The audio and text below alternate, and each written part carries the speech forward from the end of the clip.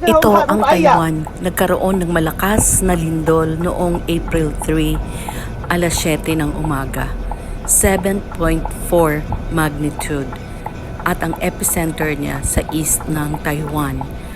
At napakaraming na pinsala, mga buildings, mga tao, at ang ating mga kababayang mga OFW doon, mga Filipino.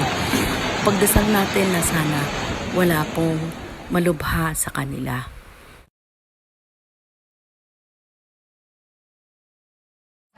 从的地震当方，从的地震当方。哦，你看这里。里面有没有人？赶快离开！